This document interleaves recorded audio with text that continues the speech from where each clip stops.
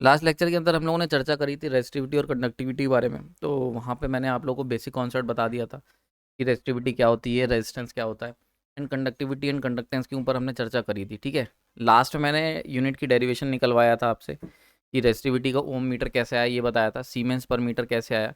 ये सारे पॉइंट ना हैं बहुत बेसिक, लेकिन इसके ऊपर ना अच्छे क्वेश्चंस आ जाते हैं। और अगर आपने प्रीवियस ईयर क्वेश्चन लगाए होंगे तो आपको पता होगा कि काफ़ी क्वेश्चन इस टॉपिक के ऊपर आए हुए हैं। ठीक है, हमने जितनी भी चर्चा करी थी पुराने लेक्चर में वो बहुत ही बेसिक चर्चा थी कंडक्टेंस के ऊपर, और मैंने वहाँ पे आपको ये स्पेसिफाई करा था कि वो था फॉर कंडक्टर्स ओनली, यानी कि हमने पूरा का पूरा हमारा फोकस था conductivity and resistivity of the conductor केवल। ठीक है, लेकिन अगर हम लोग बात करते हैं ट्रांसमिशन लाइन की या फिर केबल्स की, तो वहाँ पे हम लोग इस्तेमाल करते हैं इंसुलेटर का भी इस्तेमाल करते हैं, इंसुलेटर्स ना। इंसुलेटर्स की अगर हम लोग बात करते हैं तो इनके अंदर ये जो फॉर्मूले हैं रेजिस्टेंस का और कंडक्टेंस का, ये फॉर्मूले फेल हो जाते हैं, क्योंकि इंसुलेटर की जब भी बात करेंगे वहाँ पे नेचर अलग है। तो वहाँ पे रेजिस्टेंस का फॉर्मूला जो है वो भी काफ़ी डिफरेंट होता है compare to the conductor, and conductance का फॉर्मूला भी उसी के अकॉर्डिंग 1/r की वजह से वो भी चेंज हो जाता है।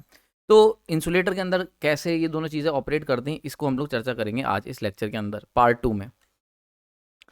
सबसे पहले अगर हम लोग बात करते हैं कंडक्टिविटी इन इंसुलेटर, तो इंसुलेटर के अंदर कंडक्टिविटी का क्या मतलब है। देखो एक्चुअली क्या होता है, आपको याद होगा एक लेक्चर मैंने मेटल्स के अंदर बनाया था इंसुलेटर, और वहाँ पे एक बड़ा इंटरेस्टिंग लेक्चर था हीरोइक एक्ट ऑफ इंसुलेटर।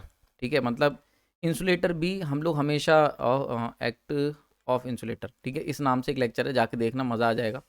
हर बार हम लोग इंसुलेटर को एज अ विलन देखते हैं कि भाई ये करंट को फ्लो नहीं होने देता, लेकिन क्या है, इंसुलेटर का यही एक हीरोइक एक्ट है कि वो क्या करे, जो कंडक्टर है उसके अंदर जो करंट फ्लो कर रहा है वो उसी कंडक्टर के अंदर बना के रखे, उस करंट को बाहर लीक आउट ना होने दे। समझ में आ रही बात है, that is the very important act of insulator. तो अगर कभी भी सोच के देखो, मान के चलते हैं ट्रांसमिशन लाइन जा रही हैं, ठीक है, अब ट्रांसमिशन लाइन्स के जो टॉवर्स होते हैं दिस इज मेनली मेटल के टॉवर्स होते हैं, और ये कंडक्टर भी मेटल का ही होता है। तो यहाँ पे करंट चल रहा है, तो अब ये करंट अगर हम डायरेक्ट टॉवर पे होल्ड कर देते इन कंडक्टर्स को, तो ये करंट इस तरीके से जाके यहाँ पे ग्राउंड में चला जाता है, और आगे हम लोग आगे कभी भी करंट को ट्रांसमिट ही नहीं कर पाएंगे। क्यों? क्योंकि सारा का सारा करंट सबसे पास वाले टॉवर से ग्राउंड में चला जाएगा। So that is the main issue जो कि हमारे पास है। अगर अगर इंसुलेटर नहीं होते तो यहाँ पे ज़रूरत पड़ेगी इंसुलेटर की। समझ में आ रही बात ही? आई होप क्लियर हो रहा होगा कि इंसुलेटर कितने इंपॉर्टेंट हैं। तो समझ में आ रहा होगा यार कितना इंपॉर्टेंट रोल है इंसुलेटर का जब भी हम बात करते हैं। ठीक है, तो क्यों अगर तो हम अगर टावर की बात करें तो हम कैसे कंडक्टर को टांगते हैं भाई, यहाँ से हम क्या करते हैं, इंसुलेटर लगाते हैं, और इंसुलेटर के थ्रू हम लोग इस टावर को प्रोटेक्ट करते हैं ताकि करंट हमारा पड़ोस वाले टावर के थ्रू ग्राउंड में ना चला जाए। तो ये सारी चीज़ें मैंने इस लेक्चर के अंदर हीरोइक एक्ट ऑफ इंसुलेटर, बहुत ही अच्छा लेक्चर है, मैं आप सबको सजेस्ट करूंगा एक बार जाके देखना, इसमें मैंने बताया हुआ है, एक डिफरेंट पर्सपेक्टिव देता है। खैर, तो इंसुलेटर की बहुत बड़ी इंपॉर्टेंस है ट्रांसमिशन लाइन में, केबल्स में। अब केबल सोच लो यार, केबल में हम लोग क्या कर रहे हैं, मेटल का जो कंडक्टर है उसे ग्राउंड में डाल दे रहे हैं। अब सोचो ग्राउंड तो ऑलरेडी अर्थ है, तो अगर उसमें केबल को डायरेक्ट डाल दोगे मतलब कंडक्टर को, तो सारा का सारा करंट भाई आगे क्यों जाएगा। एक बात सोच के देखो ना भाई, यहीं पे उसे अगर शॉर्टेस्ट पाथ मिल रहा है, ठीक है, तो ये कंडक्टर का करंट आगे क्यों जाएगा। करंट को इससे नहीं मतलब है कि मुझे, करंट को कौन बताएगा यार, करंट के पास दिमाग नहीं ना, उसे कौन बताएगा कि भाई तुम्हें केबल में ही रहना है या कंडक्टर में ही फ्लो करना है। ठीक है, उसका सिंपल सा लॉजिक है, उसको जहाँ लीस्ट रेजिस्टेंस पाथ मिलेगा वहाँ जाएगा। ठीक है, तो यही प्रॉपर्टी जो है, ये काम कौन करता है, ये काम करता है हमारा इंसुलेटर। तो हम क्या करते हैं, इस केबल को इस तरीके से इंसुलेटर के अंदर बना के रखते हैं। तो इंसुलेटर का ये काम होता है कि वो किसी भी तरीके से करंट को लीक आउट ना होने दे। ठीक है, यहाँ पे वर्ड इंट्रोड्यूस होता है लीक आउट। तो अगर हम लोग केबल को अगर ध्यान से देखें, ठीक है, तो केबल के अंदर सबसे पहले मैं केबल बता रहा हूँ, देन ओवर ट्रांसमिशन लाइन पे जाऊँगा, केबल से थोड़ा समझना आसान हो जाता है। तो अगर हम लोग केबल को देखें तो केबल क्या है, बेसिकली ये हमारा कंडक्टर है, ठीक है, और ये उसके ऊपर इंसुलेटर की कवरिंग दे रखी है हमने। बहुत और भी बहुत सारी चीज़ें होती हैं, शीट होती है और आर्मरिंग होती है, ये सब के ऊपर चर्चा करेंगे। केबल का लेक्चर जो है वो तैयार हो रहा है, इसके बाद केबल ही इंट्रोड्यूस करूँगा मैं। तो केबल करने के बाद पावर सिस्टम मैं क्लोज कर दूंगा, क्योंकि काफ़ी हद तक ट्रांसमिशन डिस्ट्रीब्यूशन वाला पार्ट सब खत्म हो गया है। तो केबल तक हम लोग इसमें कवर करेंगे, ठीक है, देन उसके बाद जैसी डिमांड आती है और कोई सब्जेक्ट के ऊपर काम करेंगे। तो केबल के ऊपर हम लोग आगे आगे सीरीज़ में लेक्चर पे कम से कम 4-5 लेक्चर्स बनेंगे, वहाँ पे इसके ऊपर चर्चा की जाएगी। तो अभी इतना मान लो कि केबल एक जनरल, अगर बिल्कुल बेसिक मॉडल की केबल की बात करी जाए तो कंडक्टर है, कंडक्टर के ऊपर हमने क्या कर रखा है, इंसुलेटर लगा रखा है। अब ये जो इंसुलेटर है ये क्या करेगा, इस करंट को बाहर जाने से रोकेगा। अब देखो दो तरीके के करंट केबल के अंदर फ्लो होंगे। एक तो ये हो गया वो करंट जो इन कंडक्टर के अंदर फ्लो करेगा, जिसको हम कहेंगे current flowing in the conductor, और ये हमारा क्या होता है, ये हमारा होता है main current. This is your main current. ठीक है, जैसे for example V equal to I R लिखा, तो इसमें जो I आएगा ना, जो हमने पोटेंशियल अप्लाई करा और कंडक्टर के अंदर फ्लो कराना चाह रहे हैं, this current is known as the main conduction current, यानी कि जो हमारा मेन करंट जिसके साथ हमें लेना देना है, जो लोड से सोर्स से लोड की तरफ फ्लो कर रहा है, इसकी तो कोई दिक्कत ही नहीं है, सबको पता है ना। एक करंट और इसके अंदर फ्लो कर रहा होता है, वो होता है लीकेज करंट। अब ये लीक करंट, यहाँ से टर्म आता है लीक करंट। अब क्यों आता है लीक करंट कॉन्सेप्ट? देखो, अगर हम बात करते हैं इंसुलेटर की, इंसुलेटर ले लो या स्पेसिफिकली कहूँ तो डाइलेक्ट्रिक ले लो, ठीक है। डाइलेक्ट्रिक भी इंसुलेटर का ही पार्ट है, डोमेन का पार्ट है, ठीक है। तो इंसुलेटर ले लो चाहे डाइलेक्ट्रिक ले लो, एक ही बात है। इस केस में अगर हम बात करते हैं तो यहाँ पे आइडियली अगर हम बात करें, आइडियली आइडियल इंसुलेटर कौन होगा? जो सारा का सारा करंट है जो कंडक्टर के अंदर फ्लो कर रहा है उसको उसके अंदर मेंटेन करके रखे, यानी कि किसी भी तरीके का यहाँ पे करंट लीक ना हो, करंट लीक जो है वो जीरो हो जाए, ये हो गई आइडियल केस। लेकिन प्रैक्टिकली क्या होता है? प्रैक्टिकली जब हम करंट के अंदर से फ्लो कराते हैं तो इंसुलेटर का आइडियली काम तो ये था कि सारा का सारा करंट जो है वो कंडक्टर के अंदर मेंटेन करके रखे। पर क्योंकि प्रैक्टिकल इंसुलेटर है, तो प्रैक्टिकल इंसुलेटर क्या होते हैं कि वो कहीं ना कहीं उसके अंदर लीक होगा, तो इसीलिए क्या होता है, कुछ करंट जो होता है वो लीक कर जाता है, और वहीं से ये जन्म हुआ नाम का लीकेज करंट, ठीक है। तो इंसुलेटर जब भी चर्चा करेंगे तो लीक करंट है, तो लीक करंट, अब ये लीक करंट जो है, this shows the leak current, ये जो लीक करंट है this shows the practical practicality of practical aspect of insulator, यानी कि जब हम बात करते हैं ना, इंसुलेटर हमारा प्रैक्टिकल इंसुलेटर है। फॉर एग्जांपल अगर मैं कंडक्टर की बात करूं, आइडियल कंडक्टर की, आइडियल कंडक्टर का मतलब रेजिस्टेंस इक्वल टू जीरो, पर प्रैक्टिकली जब भी हम कंडक्टर की बात करते हैं तो उसका कुछ रेजिस्टेंस होता है, 0.01 ओम ऐसे करके। तो ये क्या है? प्रैक्टिकल कंडक्टर का। ऐसे ही अगर आइडियल इंसुलेटर की बात करें, आइडियल इंसुलेटर की, तो उसके अंदर जो करंट है वो लीक, जो करंट उसके अंदर से हम फ्लो करवा सकते हैं वो है जीरो, लेकिन प्रैक्टिकली कुछ करंट फ्लो होता है और उसी को हम लोग लीक करंट का काम कहते हैं, ठीक है। तो आइए समझ में आ गया होगा। तो ये हो गया लीक करंट। अच्छा, एक बड़ी इंटरेस्टिंग चीज़ और आती है, आप यहाँ पे देख सकते हो, ये लीक करंट जो होता है ये रेडियली फ्लो करता है, रेडियली। और जो मेन कंडक्शन करंट होता है ये एक्सियली फ्लो करता है। बड़ा इंपॉर्टेंट पार्ट, ध्यान से समझ लो इसको। एक्सियली और रेडियली का क्या मतलब है? जैसे फॉर एग्जांपल अगर मान के चलते हैं हमारा कोई बॉडी है और ये उसकी एक्सिस है, ठीक है। तो इस एक्सिस के अलाउंग और कोई चीज़ फ्लो कर रही है, ठीक है, तो हम उसे कहेंगे एक्सिस के अलाउंग, तो उसको हम कह देंगे एक्सियली, ठीक है। और वहीं पे अगर कोई इस एक्सिस के अलोंग परपेंडिकुलरली फ्लो कर रही है तो उसको हम कहेंगे रेडियली। ये कब कहेंगे? ये कहेंगे जब हम बात करेंगे थ्री डायमेंशन में। देखो इसको समझो, ऐसे नहीं समझ में आएगा, 3D फिगर बनाता हूँ। जैसे मान के चलते हैं ये है हमारी शाफ्ट, ठीक है। तो अगर इस शाफ्ट की डायरेक्शन में कोई फोर्स या कुछ लग रहा है तो हम उसे कहेंगे एक्सियली। देखो इस शाफ्ट है, ये शाफ्ट मान के चलते हैं इस तरीके से, अगर इसे घुमाओगे तो घूमेगी, तो इस शाफ्ट की ये हो गई axis, this is the axis of the shaft. तो अगर कोई भी फोर्स अलोंग द एक्सिस लगेगा, अलोंग द एक्सिस, तो उसको हम कहेंगे एक्सियल फोर्स, ठीक है। और वहीं पे अगर कोई फोर्स रेडियली लगेगा, मतलब परपेंडिकुलर टू एक्स, इस तरीके से, इस तरीके से, समझ में आ रहा है? ये सब क्या है? परपेंडिकुलर डायरेक्शन है। तो this force is known as radial forces, समझ में आ रहा है? ये है रेडियल फोर्सेस। क्लियर हो रहा है? तो दो तरीके की फोर्सेस कह लो, या कोई भी चीज़ हो सकती है यार, कुछ भी हो सकता है। मैग्नेटिक फील्ड भी होती है, axial magnetic field, radial magnetic field. Types of magnetic field वाला लेक्चर मैंने लिया था स्पेशल पर्पस मशीन में, वहाँ पे जाके देख सकते हो, मैग्नेटिक सेलियंसी बहुत कुछ बताया हुआ है यार, ठीक है। तो जब भी हम बात करेंगे तो एक्सियली का मतलब अलॉन्ग द एक्सिस, और रेडियली मतलब परपेंडिकुलर टू द एक्सिस। तो अब देख सकते हो यहाँ पे अगर ये केबल है तो कंडक्टर की axis, this is the axis of the cable, ये एक्सिस हो गई। तो अब इस एक्सिस के अलॉन्ग जो करंट फ्लो करेगा, जो कि हमारा मेन करंट होगा, कंडक्शन करंट, ये क्या है? इसको हम कहेंगे एक्सियल करंट, समझ में आ रहा है? This is your axial current. और जो करंट इसके परपेंडिकुलर निकलेगा बाहर की तरफ ऐसे करके अलॉन्ग द रेडियस, जैसे रेडियस नापते हैं ना इस तरीके से, जैसे अगर कोई भी है इसकी रेडियस कैसे नापोगे? इस तरीके से तो रेडियस नापोगे, समझ में आ रही बात? ये तो दिस इज, तो इसीलिए यहीं से वर्ड आया रेडियल, रेडियली। भाई ये बड़ी ही क्रूशल नॉलेज है, बहुत ही रेयर अवेलेबल है, जल्दी कहीं मिलती नहीं है। तो this is your radial field, मतलब जैसे जिस डायरेक्शन में रेडियस होता है, जैसे रेडियस निकालते हैं तो रेडियस की जो डायरेक्शन होती है वही रेडियली फील्ड की, रेडियल करंट की डायरेक्शन होगी। तो कोई भी चीज़ अगर परपेंडिकुलर टू द एक्सिस जा रही है तो उसको हम कहेंगे भैया ये रेडियल है। अब वो कुछ भी हो सकता है, फील्ड हो सकती है, या फिर कह सकते हैं करंट हो सकता है। तो यहाँ पे लीकेज करंट अगर ध्यान से देखोगे, दो तरीके करंट हैं, एक है कंडक्शन करंट और एक है लीक करंट। तो देख सकते हो लीक करंट जो है वो क्या है? रेडियल है, तो लीक करंट क्या है? रेडियल, ठीक है। जबकि अगर हम बात करते हैं कंडक्शन करंट की तो ये क्या है? ये है एक्सियल, ठीक है। तो ये इसके ऊपर क्वेश्चन आए हुए हैं, अच्छा क्वेश्चन बन जाता है। तो रेडियल और एक्सियल का मतलब आपको पता होना चाहिए, समझ में आ रही बात ये। नाउ तो अब तक हमने समझ लिया कि अगर केबल का बेसिक मॉडल देख लें तो हमने देखा उसके अंदर एक कंडक्टर होगा, दोनों तरफ से इंसुलेटर से कोटेड है, कवर है। तो इंसुलेटर का काम क्या था कि जो ग्रीन कलर का करंट है उसे इस केबल के अंदर ही बनाए रखना कंडक्टर के अंदर। लेकिन क्या होता है, क्योंकि प्रैक्टिकल इंसुलेटर है तो कुछ करंट लीक आउट हो जाएगा, ठीक है। तो ये हो गया लीक। अब देखो ये जो करंट लीक आउट हो रहा है यहीं से सारी चीज़ें बदल जाती हैं। तो जब भी हम बात करते हैं आर इंसुलेटर की, ठीक है, या जी इंसुलेटर की, मतलब कंडक्टेंस ऑफ इंसुलेटर या रेजिस्टेंस ऑफ इंसुलेटर, तो ये रेजिस्टेंस किसको ऑफर होता है।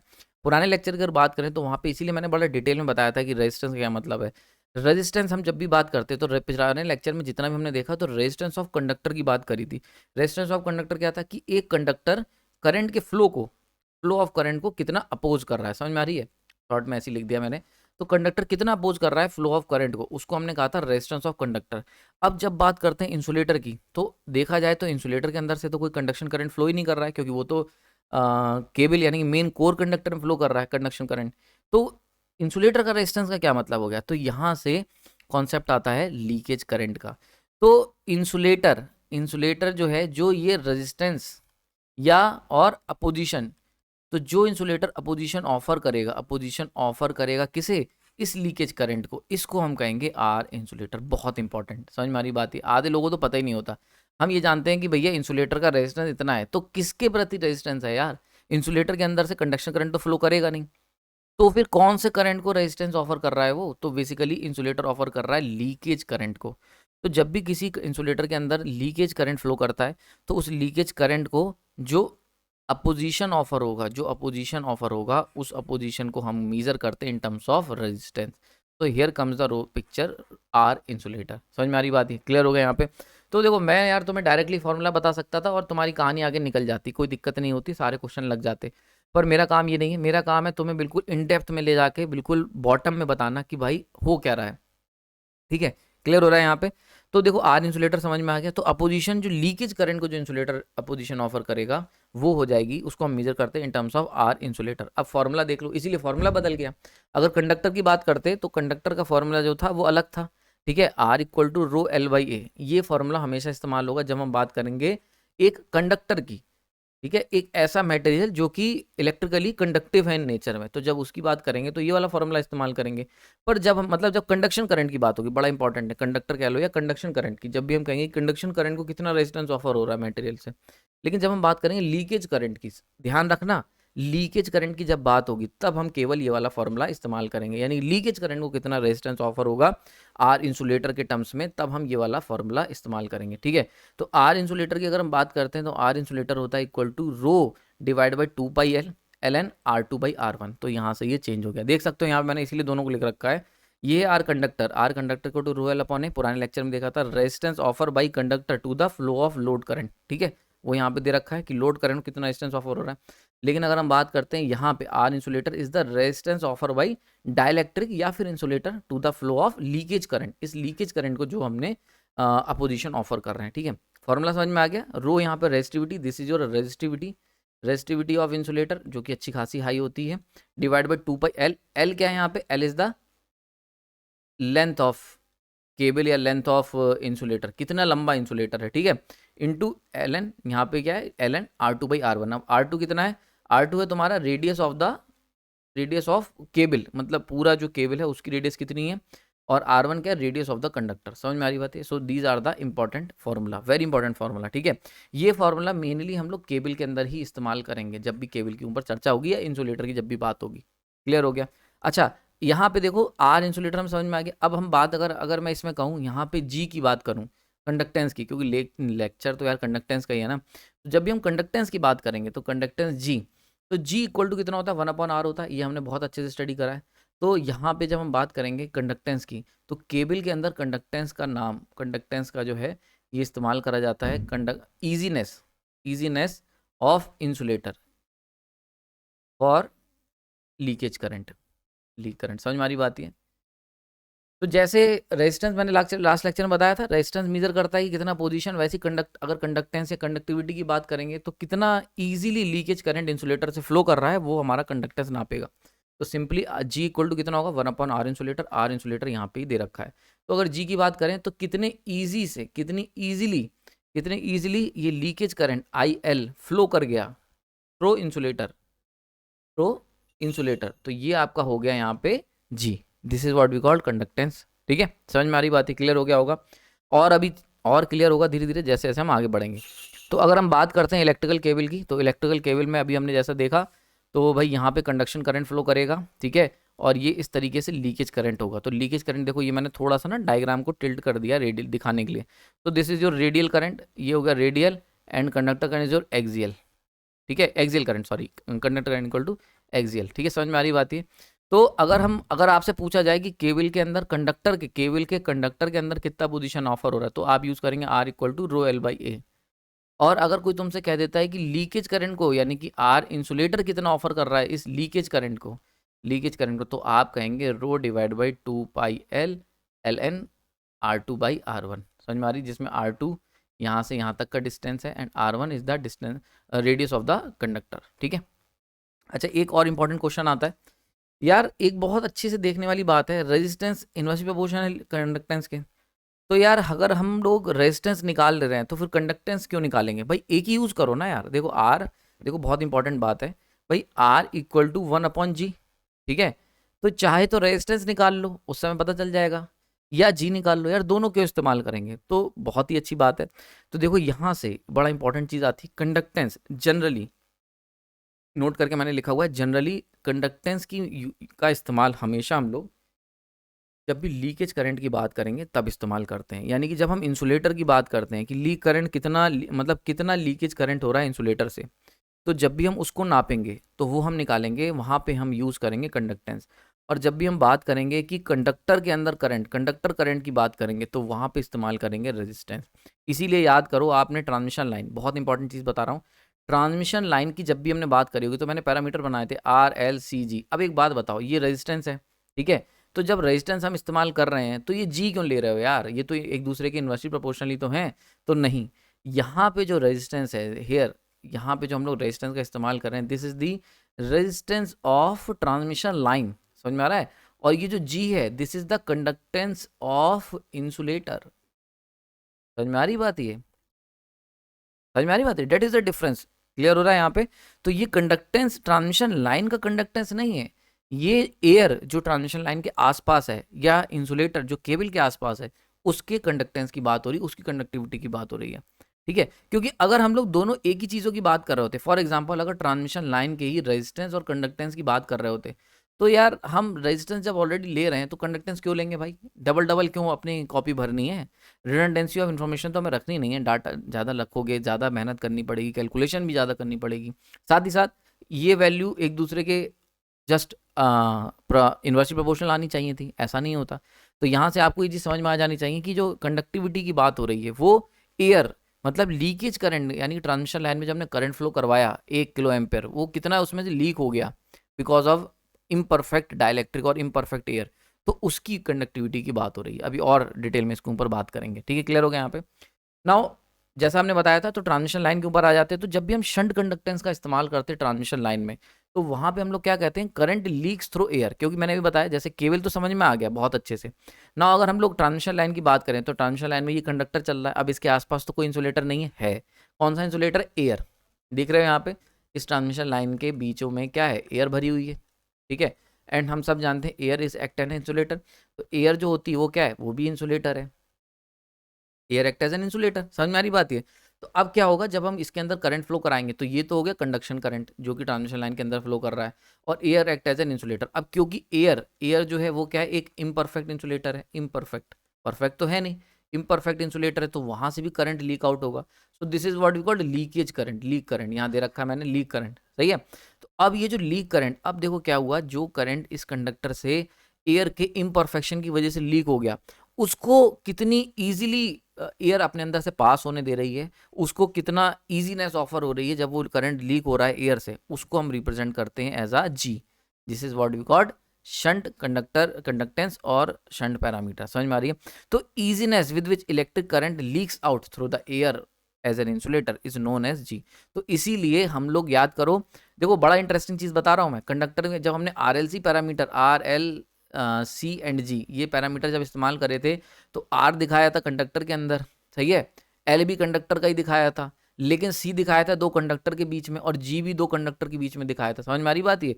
तो this one represent the electric field जो कि एक कंडक्टर से दूसरे कंडक्टर के बीच में सेटअप हो रही है, and this one represent the easiness की जो कितना लीकेज करंट लीक आउट होगा from one conductor to the next one. समझ में आ रही बात ये? तो ये जो लीकेज हो रहा है ना उसको कितना ईजीनेस ऑफर कर रही है, मतलब एयर कितना ईजिली लीक करवा दे रही है। This is what we call the conductance और shunt conductance of the transmission line. समझ में आ रही बात ये? बहुत इंपॉर्टेंट चीज बता रहा हूँ, बड़ी ही डेप्थ में तैयार मैंने जाके करी है, सारी चीजें आपको क्लियर हो रही होंगी।